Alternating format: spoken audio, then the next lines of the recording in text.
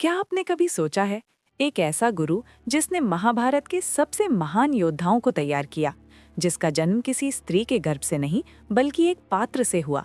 ये कथा है द्रोणाचार्य की, एक ऐसे आचार्य की जिनका जन्म ही संकेत था कि उनका जीवन साधारण नहीं होगा।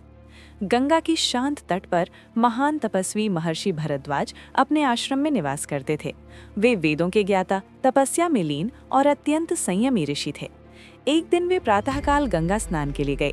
वातावरण निर्मल था, आकाश शांत था और नदी का जल स्वर्णिम किरणों से चमक रहा था। उसी समय स्वर्ग से एक दिव्य अप्सरा वहां उतरी, घृपाची। उसकी सुंदरता अलौकिक थी। उसके तेज और रूप को देखकर क्षण भर के लिए महर्षि का मन विचलित हो गया।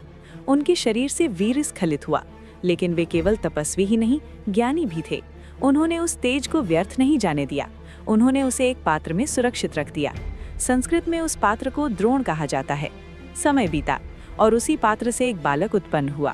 वो बालक किसी गर्भ से नहीं, तप की शक्ति से जन्मा था, इसलिए उसका नाम रखा गया द्रोण। ये जन्म केवल शारीरिक घटना नहीं था, ये संकेत था कि ये बालक आगे चलकर किसी महान उद्देश्य की पूर्ति करेगा। बचपन से ही द्रोण अत्यंत तेजस्वी थे। उन्होंने अपने पिता से वेद, शास्त्र और ब्रह्म ज्ञान की शिक्षा प्राप्त की, परंतु उनके भीतर केवल आध्यात्मिक ज्ञान ही नहीं, शस्त्र विद्या की भी तीव्र जिज्ञासा थी। उनका मन धनुर्विद्या की ओर आकर्षित था। युवावस्था में उनकी मित्रता पंचाल नरेश के पुत्र द्रुपद से हुई। दोनों ने साथ में शिक्षा प्राप्त की। उस समय द्रुपद ने वचन दिया, जब मैं राजा बनूंगा तो आधा राज्य तुम्हारा होगा। समय बीता, शिक्षा पूर्ण हुई, द्रुपद राजा बन गए और द्रोण एक साधारण निर्धन ब्राह्मण। विवाह हुआ, उनके पुत्र का जन्म हुआ, अश्वत्थामा। घर में निर्धनता थी। एक दिन छोटे अश्वत्थामा ने दूध मांगा, पर द्रोण उसे दूध भी ना दे सके। उस क्षण एक पिता का हृदय टूट गया। उन्हें अपने मित्र द्रुपद का वचन याद आया। वे सहायता की आशा लेकर पंचाल पहुंचे, परंतु राज सिंहासन पर बैठा द्रुपद बदल चुका था। उसने कहा, मित्रता समान लोगों में होती है, एक राजा और एक निर्धन ब्राह्मण मित्र नहीं हो सकते। ये अपमान द्रोण के हृदय में अग्नि बन गया। अपमान कभी कभी मनुष्य को तोड़ देता है और कभी कभी इतिहास बदल देता है।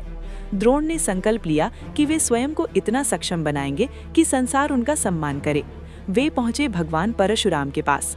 परशुराम अपने अस्त्र शस्त्र और दिव्य विद्या दान कर रहे थे। द्रोण ने उनसे संपूर्ण धनुर्विद्या और दिव्य अस्त्रों का ज्ञान प्राप्त किया। अब वे केवल ब्राह्मण नहीं थे, वे बन चुके थे अद्वितीय गुरु। हस्तिनापुर में गंगापुत्र भीष्म ने उनकी प्रतिभा को पहचाना और उन्हें कौरवों व पांडवों का आचार्य नियुक्त किया।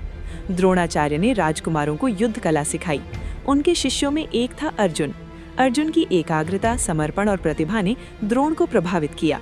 द्रोण ने प्रण लिया कि वे अर्जुन को संसार का सर्वश्रेष्ठ धनुर्धर बनाएंगे, और उन्होंने अपना वचन निभाया। परंतु द्रोण के भीतर अपमान की अग्नि अब भी जल रही थी। उन्होंने अपने शिष्यों से गुरु दक्षिणा मांगी, द्रुपद को बंदी बनाकर लाना।